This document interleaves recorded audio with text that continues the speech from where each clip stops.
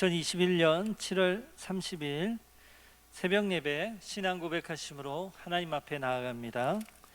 나는 전능하신 아버지 하나님 천지의 창조주를 믿습니다. 나는 그의 유일하신 아들 우리 주 예수 그리스도를 믿습니다. 그는 성령으로 잉태되어 동정녀 마리아에게서 나시고 본디오 빌라도에게 고난을 받아 십자가에 못 박혀 죽으시고 장사된 지 사흘 만에 죽은 자 가운데서 다시 살아나셨으며 하늘에 오르시어 전능하신 아버지 하나님 우편에 앉아 계시다가 거기로부터 살아있는 자와 죽은 자를 심판하러 오십니다. 나는 성령을 믿으며 거룩한 공교회와 성도의 교제와 죄를 용서받는 것과 몸의 부활과 영생을 믿습니다. 아멘. 찬송가 545장입니다.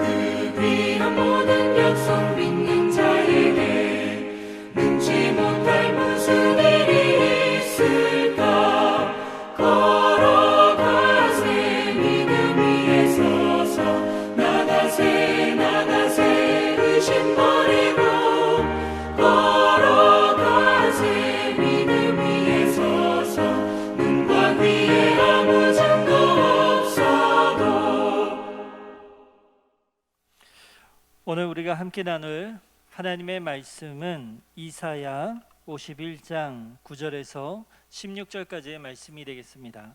이사야 51장 9절에서 16절까지의 말씀입니다. 제가 받들어 봉독하겠습니다.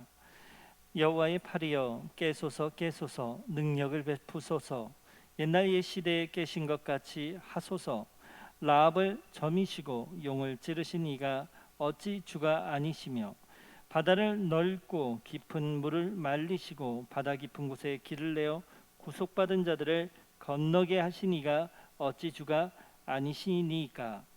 여호와께 구속받은 자들이 돌아와 노래하며 시온으로 돌아오니 영원한 기쁨이 그들의 머리 위에 있고 즐거움과 기쁨을 얻으리니 슬픔과 탄식이 달아나리이다.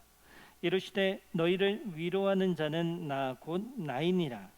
너는 어떠한 자이기에 죽을 사람을 두려워하며 풀같이 될 사람의 아들을 두려워하느냐. 하늘을 펴고 땅의 기초를 정하고 너를 지은 자 여호와를 어찌하여 잊어버렸느냐. 너를 멸하려고 준비하는 저 학대자의 분노를 어찌하여 항상 종일 두려워하느냐. 학대자의 분노가 어디 있느냐.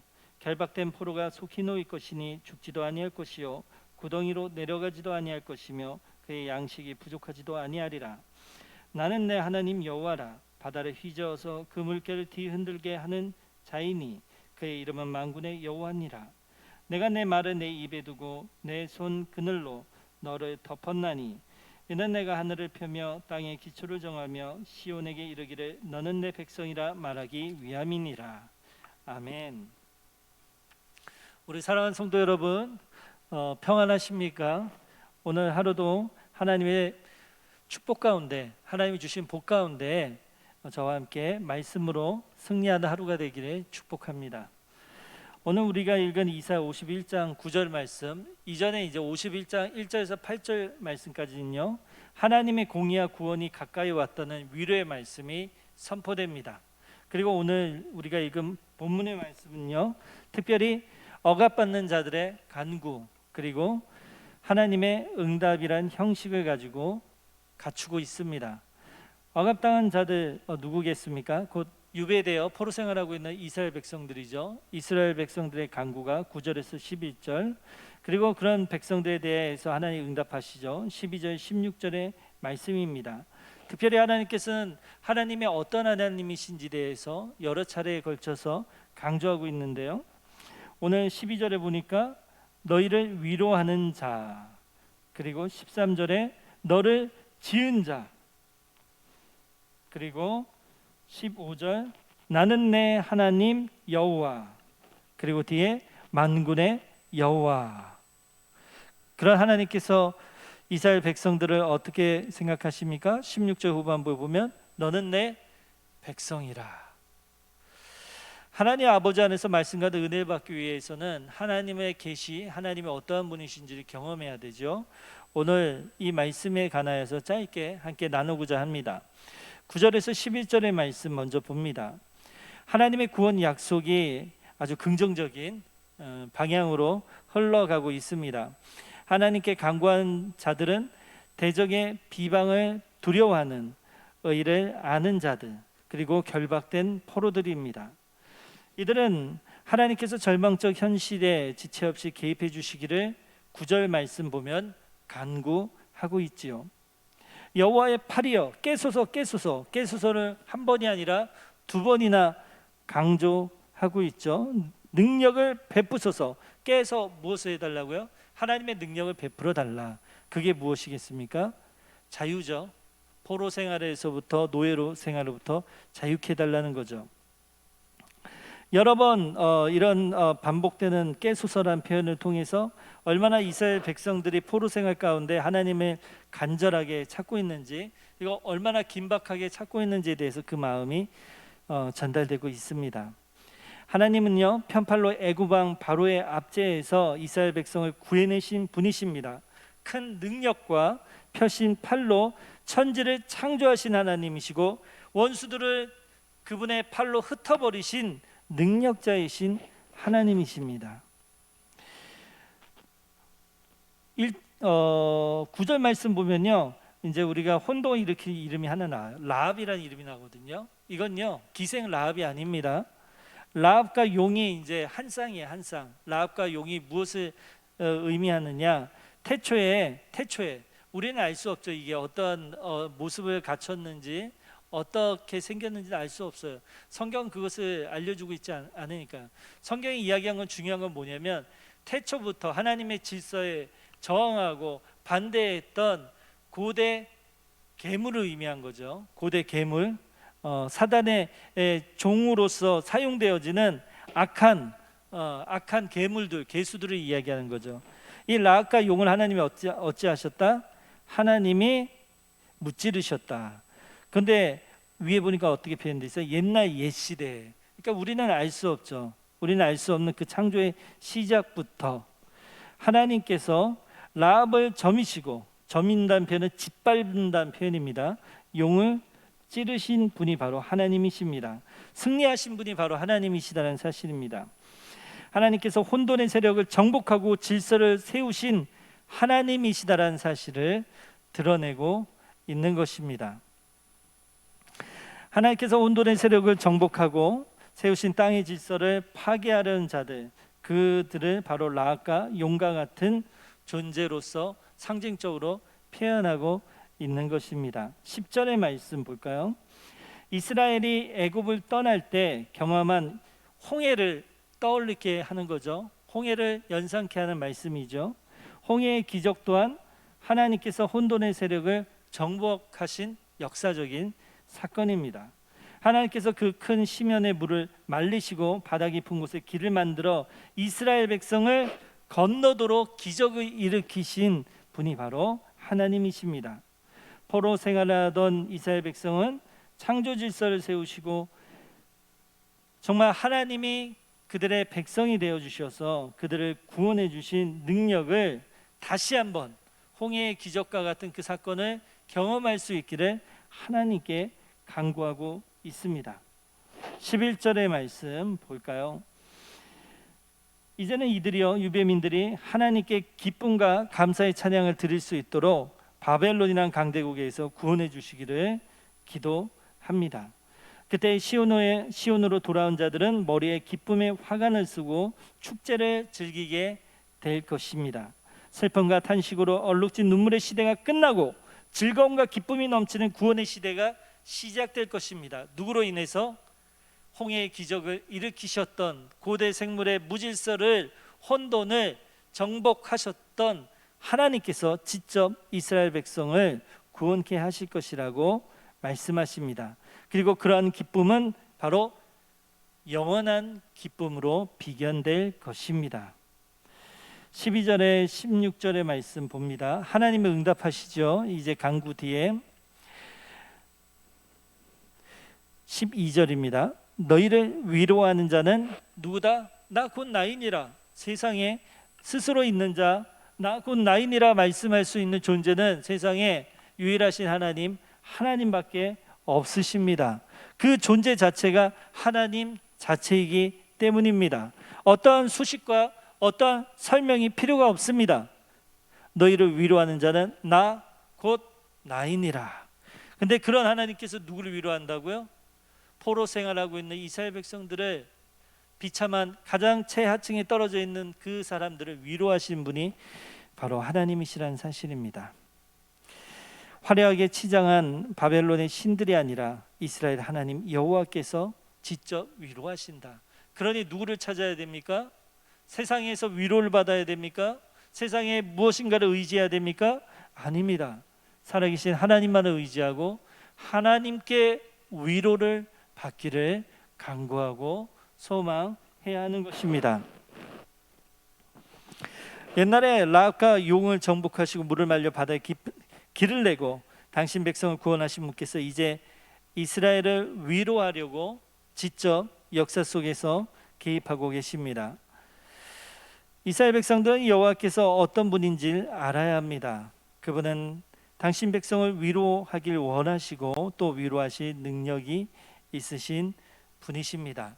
그런 분이 바로 우리 하나님 되십니다.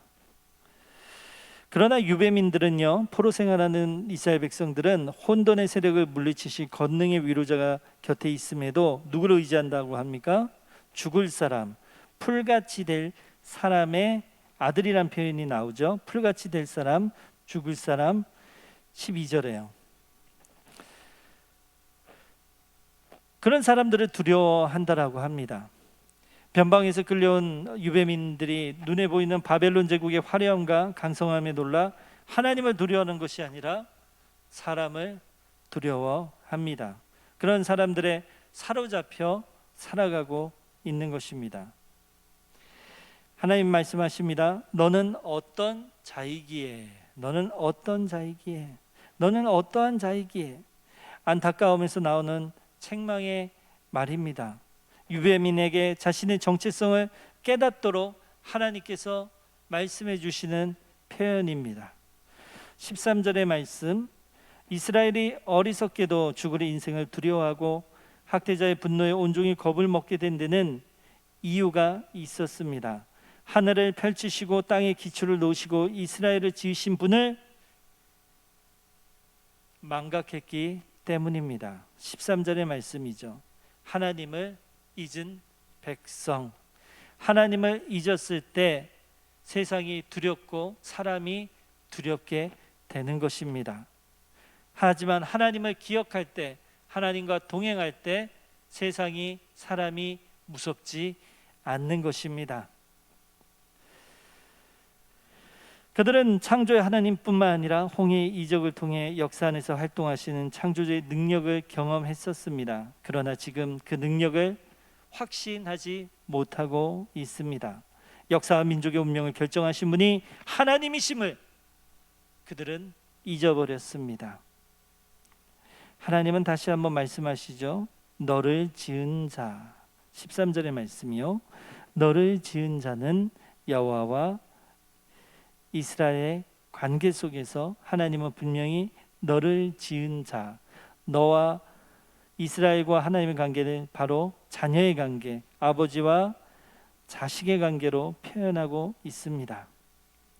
하나님께서는 이스라엘 백성을 지으신 분이시기에 이스라엘에 대한 책임을 지셔야 하고, 이스라엘은 지음을 받은 존재이기에 전적으로 하나님을 의존해야 합니다. 사랑하는 성도 여러분, 우리는 하나님께 지음 받았습니다. 그러니요, 우리가 망할 것을 염려하지 말아야 됩니다. 우리가 죽을 것을 염려하지 말아야 합니다. 왜냐? 우리를 지으시고 만든 이에게 책임이 있죠.